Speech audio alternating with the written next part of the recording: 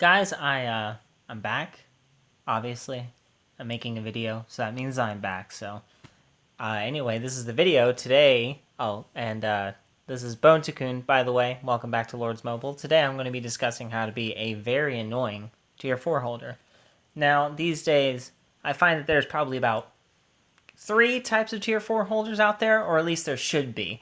There's the ones that are right here that are like, well, hey, look at me, I'm a 1.2 billion might player. I don't think I'm going to log in for a couple of days. And then they don't log in for a couple of days, and they come back, and boom, they're still sitting at 1.2 billion might because they sat in war gear.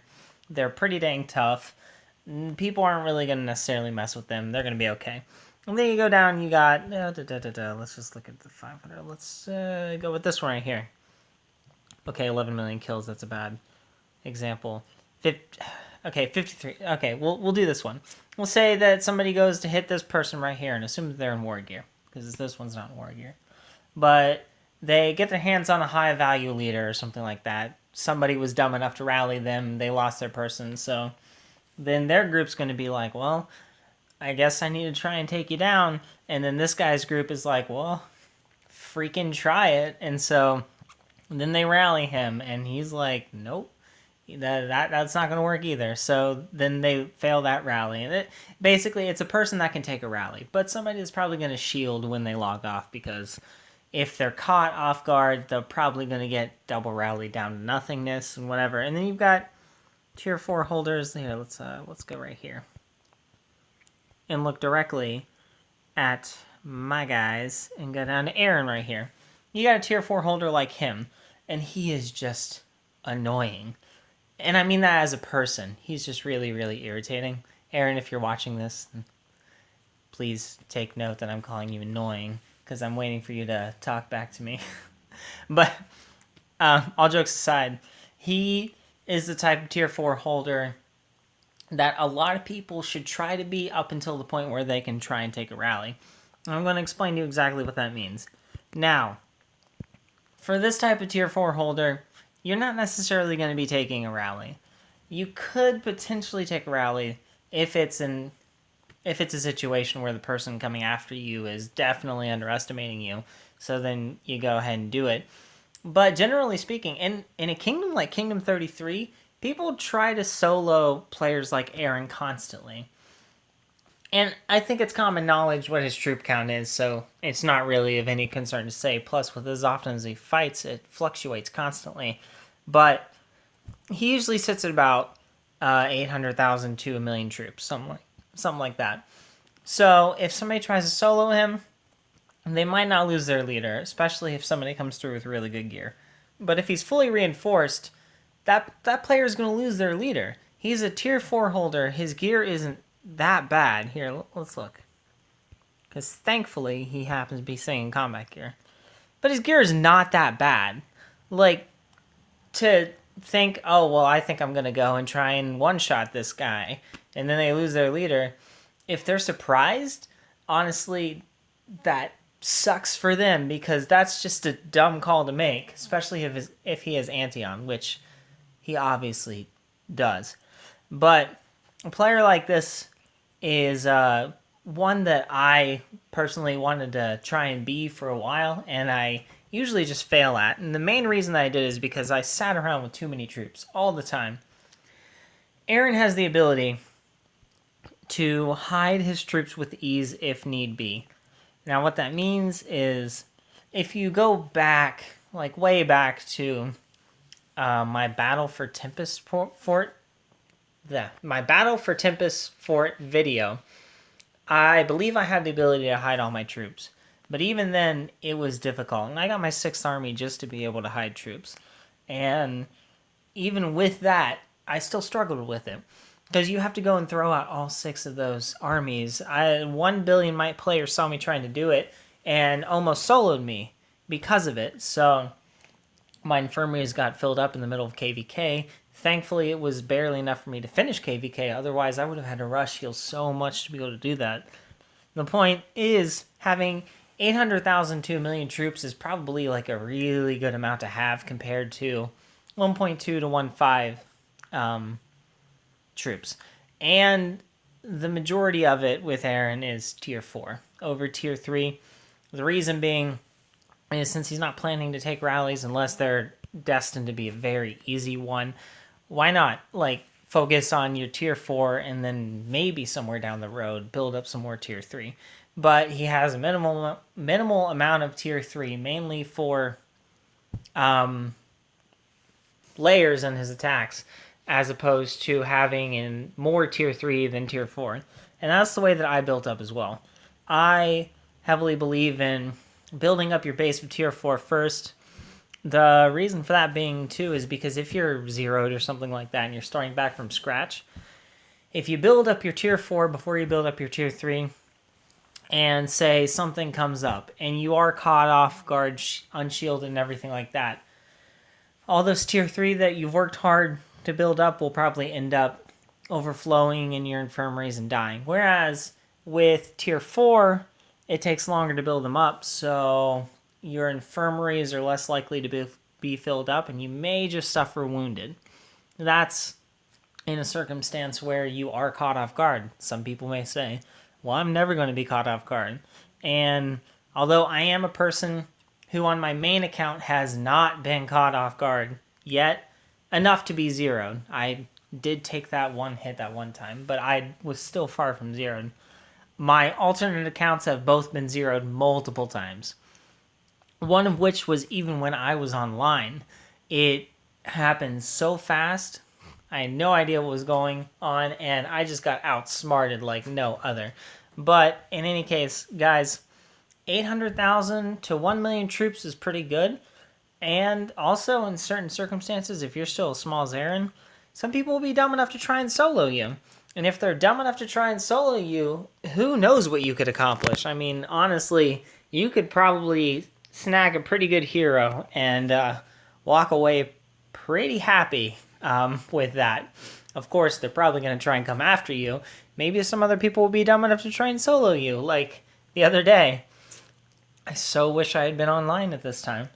Aaron got caught. He snagged someone's hero because they were dumb enough to solo him.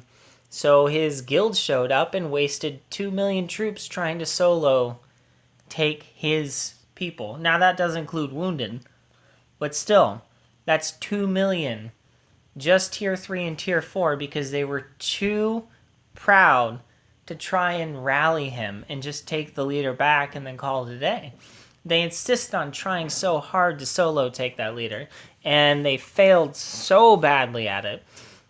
Now, another thing that you want to do is have a good mix between infirmaries and manors.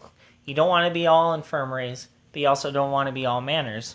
Somewhere down the middle is good, and I'd say 300 to 350,000 beds would be a pretty ideal one. The reason being for this is if somebody ports right next to you and they try to snipe hit you or something like that, yeah, they're probably going to regret it, but they might do some damage, especially if they time their people to hit before your leader gets back into your castle. So, with that in mind, it will most likely only have you suffer wounded. If you have less than that, your training speed would be higher for more manors, but you risk having dead more often, which is probably going to be more negative than having a couple of extra manors.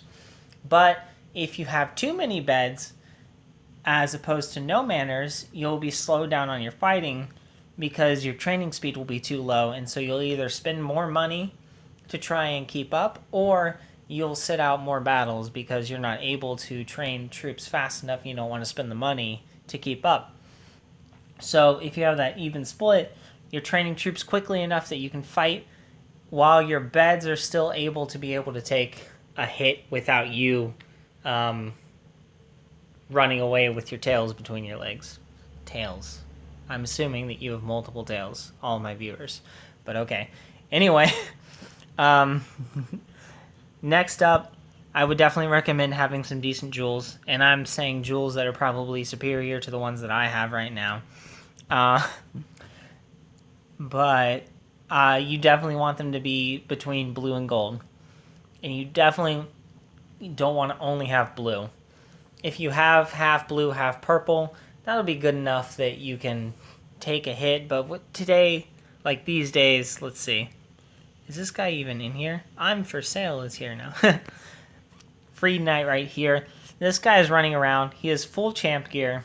I'm assuming that all the jewels are gold, but I do not know for sure. But he has all 3 of the 11k heroes. All 3 of them.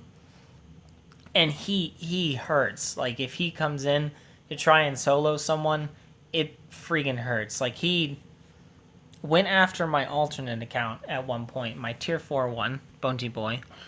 And I gotta tell you, he packed a punch. Like, he almost one-shot me. But my alternate account only had 400 to 500,000 troops, almost all of which were tier 4. But still, it hurt. So you cannot be over-prepared. I cannot stress that enough. You got to be ready to be sniped. Like, no matter what you do, if you're going to be this type of tier 4 holder, you have to be ready to be sniped. Now, there's another thing, too. This is a fun playstyle to do. And it's something that, unless you are spending thousands upon thousands of dollars every single month, it's probably a playstyle that you should learn to play for a little while. The reason being is that while you're playing that playstyle, you could easily be saving your speed ups to be used for after that. Now, what I mean by that is this whole time that you're fighting, you're slowly stockpiling your speed ups. And then when you're able to make a massive troop push, you dismantle down all your beds, you shield up for a little while, you build up all your manners, and then you push troops like crazy. But for that to happen, you're going to want to be able to push out at least 10 million troops. That way you can get to that second rank of person. And there's a siren in the background, so I do apologize. But let's see. I don't remember who, this guy. That way you can push to being this guy, this size, whatever. Oh my goodness, that was loud. Or this one. This is a better example right here. This person right here. So, what you want to do is make sure that you do not get too high in troops. Like, if you get to 2 million troops, and somebody like that Free Knight guy, let me get back to him again.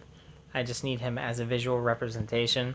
Someone like him comes knocking, and you're not able to hide all your troops, and you're caught in Battle Fury, then that sucks to be you, because I almost guarantee you're going to suffer dead. Like in this day, with so many advantages going to people like this, you want to be able to either hide your troops or be prepared to take a rally. And if you're only sitting on 2 million troops, probably 3 million troops, anything less than 10 million troops these days, you are probably going to be suffering dead in your rally, unless you are built like a rally trap, which I will happily cover in a later video once I have perfected it myself. Anyway, guys, I hope you enjoyed this video. I am so sorry I'm really slow at uploading videos, and I am so sorry for the distracting background noises and everything that was going on during this video. The sirens, the crashing noise. I'm not even going to get into what that was. But anyway, guys, until the next video, bye.